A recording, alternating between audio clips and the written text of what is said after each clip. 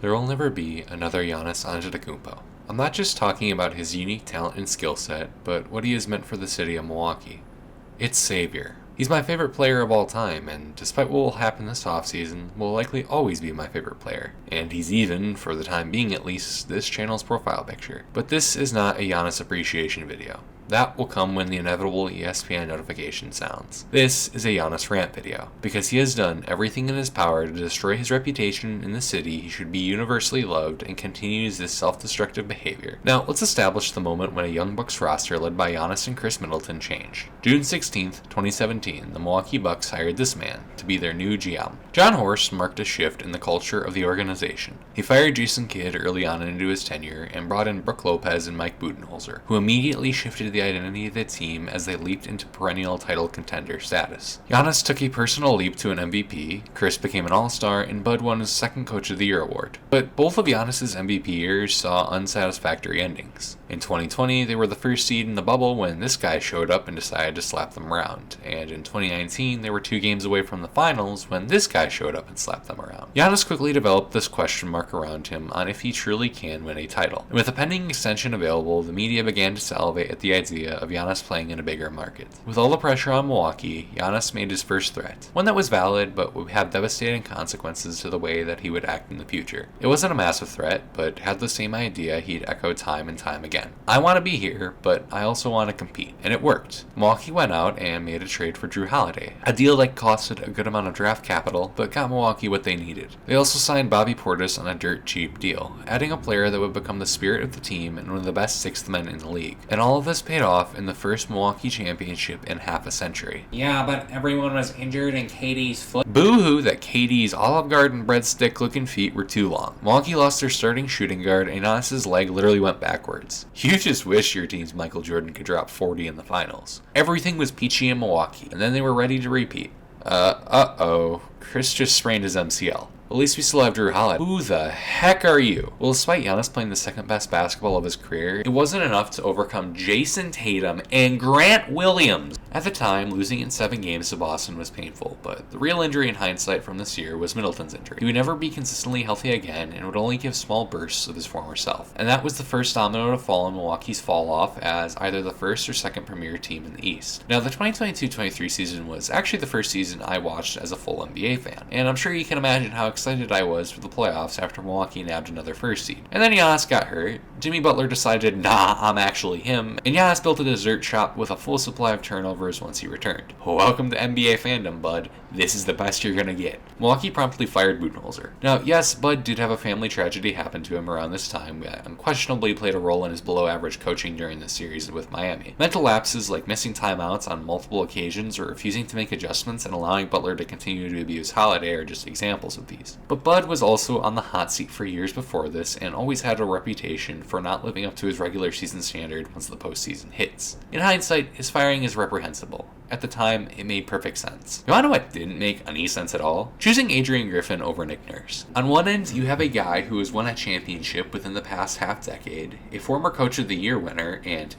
an actual former head coach. On the other side of the spectrum, you have a guy who has lacked any head coaching experience and who was passed up by 10 other organizations. Yep, you heard that right. 10 other teams looked at this guy and said, he ain't it, chief. So why on earth would you pick Adrian Griffin when Nick Nurse is right here? Oh yeah, because Giannis wanted him. I know Nick Nurse has some of the same critiques as Bud, but that isn't the point. You don't take a rookie head coach over a guy who has been there before, especially when that rookie has been passed over time and time again. Clearly something is wrong with him, and that is flat out negligent to look past that. And he's gone 43 games into the season. Now, I've seen a lot of people question why Adrian Griffin was fired despite his success, and the simple answer is you had to be there and had to have watched the games to understand fully why he wasn't that guy. But to give a quick summary, he had conflicts with his assistants, causing longtime coach Terry Stotts to leave, changed the team's defensive identity that Bud established, which made Brook Lopez significantly less effective, and worst of all, he lost the faith of Giannis and Portis, causing Giannis to just straight up ignore what he was saying. Firing Griffin was even more valid than firing Bud, but what happened next is still among the worst days in American history, as on January 26, 2024, the Bucks signed Doc Rivers. I actually can't be mad at Horst or Giannis for this one, because it was this old guy, Jimmy Haslam, who's a minority owner of the Bucks, that pushed heavily for the hiring to happen. What I can criticize Horst, and mostly Giannis for, is allowing Doc to remain employed. The organization has shown it will bend over backwards for you. and yet you still have yet to see what the real clown in this whole circus is. We've already established how Giannis is getting involved with Milwaukee's front office, and that has hurt Milwaukee via the coaching perspective, but it's done even more damage from a player's perspective. In that same 2023 offseason, they signed Adrian Griffin. Giannis again echoed the idea that he wants to be here, but he also wants to compete. So Horsch said, "I got you, man," pulled a rabbit out of his hat and got the Bucks Damian Lillard.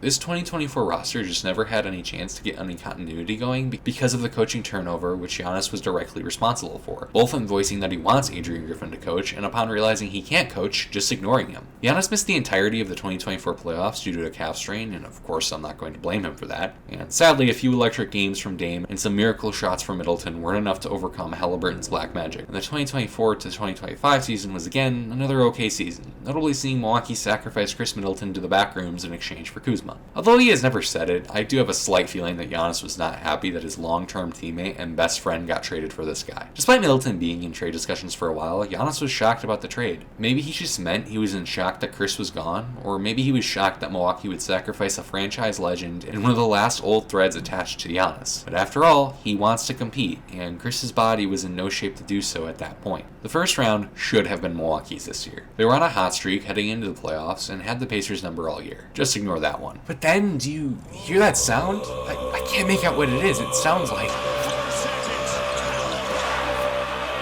Well, that sucked, and worst of all, Dame tore his Achilles. In that moment, any hope of this duo being anything was dashed, but remember, Giannis wants to compete. We're waving and stretching Dame. What the heck is wrong with you guys? Why would you ever do that? Now I'm the only star out there. Giannis, you've expressed to us time and time again that you want to compete, and we can't do that with $50 million of dead cap space. We're signing Miles Turner, who is the perfect fit for you, and who can replace Brook Lopez, who has gotten too old to be effective.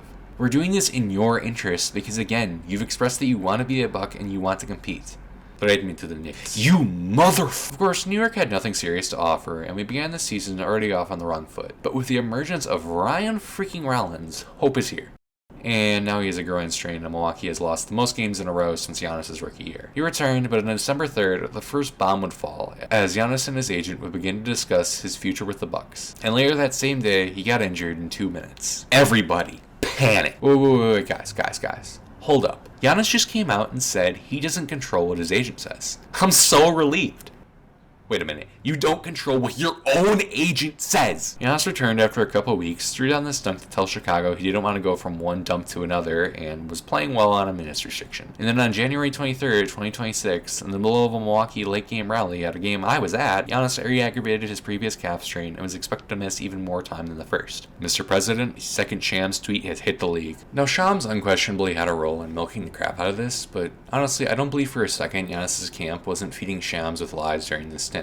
After surviving the deadline, Giannis made 2 brain-dead decisions right after. Firstly, legends don't chase. They attract, and I'm not leaving. Why are you lying? Bro, you are obviously leaving. The 3 best teammates you've ever had have all gotten traded to Milwaukee, and the best was literally against his will, depressed in the city. The other and more problematic one is announcing his partnership with Kalshi, Adam Silver. You have active players and coaches in the midst of a federal investigation because of gambling, and you are letting a top 5 player in the world partnering with a gamble company. What on earth are you doing? This is so recent, I don't think I have to explain how negative the feelings were when Giannis announced this. And those are absolutely valid. Doing this right after Shams stirred up all the drama about how he was going to get traded, only for him not to get traded, is incredibly suspicious at best and malicious at worst. And then a couple of weeks later, he comes back and, you wouldn't believe it, he got injured again. And now the circus has come back to town and it's bigger and badder than ever. Essentially, the NBA's Player Association accused Milwaukee of tanking intentionally by keeping Giannis out. Then Giannis was like, yeah man, you guys should totally investigate that team because I want to play. And then what do you know, the NBA investigates, and we now know that Giannis refused to participate in 3-on-3 scrimmages per the latest report. He literally lied to the media about his own team. So a quick recap on everything that has happened. Bucks ownership has always led with a Giannis first approach, giving him just about everything he wants, including signing his 2 brothers, who are not NBA players by any sense of the imagination. I mean, at least Thanasis has some benefit because he's a hype man on the bench, but I don't even know what Alex does. He prioritized an inexperienced coach over a championship-winning one and got mad when the coach was bad, leading Milwaukee to acquiring the worst coach in the league. He constantly echoed the idea that he wants to compete, but then when difficult decisions had to be made, all of a sudden he's mad at the organization for following his previous sentiments and prioritizing competition over rebuilding. And honestly, they weren't even really able to rebuild because they've traded away so many of their assets assets from getting threatened constantly. I mean, the Drew Holiday trade still is affecting Milwaukee to this day. This type of cycle has pillaged Milwaukee of most of its draft capital, meaning that all is left is some scattered late round picks, which of course aren't going to hit on much at all. Literally the only young player Milwaukee has hit on was AJ Green, and that's because he was an undrafted free agent. So now Giannis is upset he's in the grave that he dug. So now he's quietly complaining behind the scenes and indicating that he wants a trade. Keep in mind, I don't believe Giannis or his crew have any credibility anymore, and I'm now believing what Shams has pushed over the past year. He could have probably been traded last offseason if he wanted to, but instead he waited until Milwaukee ruined their future to appease him and got mad when they did that. The entire season he's been running a circus show where he wants to appear loyal to the public, but behind closed doors is doing everything in his power to say the exact opposite, giving such embarrassing excuses like I don't control my agent or posting legends don't chase, they attract. And now, per the most recent report as I record this, he's lying about the organization that has done everything for him and in the process eroding the immense goodwill he has built in the city. Every time a report comes out about the Bucks locker room, it sounds depressing, partly because you have this guy leading them, but also because it's been non-stop drama the entire season from the guy who's supposed to be their leader. And Giannis continues to feed into it. To me, it feels like Giannis is acting like he's in a Kevin Garnett type situation, where the organization is just absolute garbage and doing nothing to help him.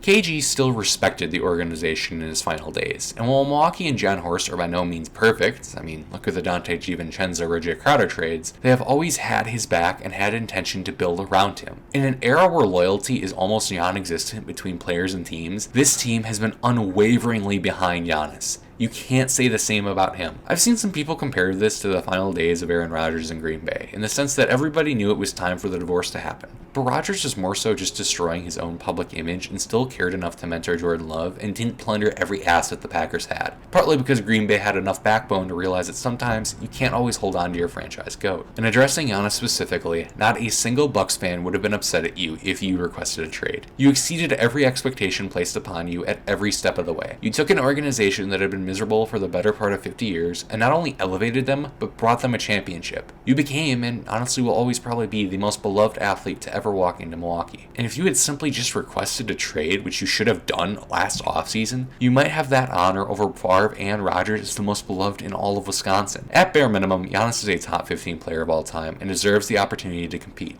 Nobody would have ever questioned his decision to leave in a much less drama-filled way that doesn't cripple the organization for years to come. And one last point to a small voice I've seen a little bit. You are right, Giannis does not owe the Bucks, Milwaukee, or his fans anything. No athlete owes anyone anything. But in the case of Giannis, he very clearly wanted to have his cake and eat it too. He wants to leave Milwaukee, but he wanted to appear absolutely loyal every step of the way. And you don't get to have that same respect you used to have when you do everything in your power to mar your relationship. And as I said at the start of this video, when Giannis does get traded, expect a much more positive reflection on his Milwaukee tenure. Because after all his antics this season, he still will always be the #1 man for the city.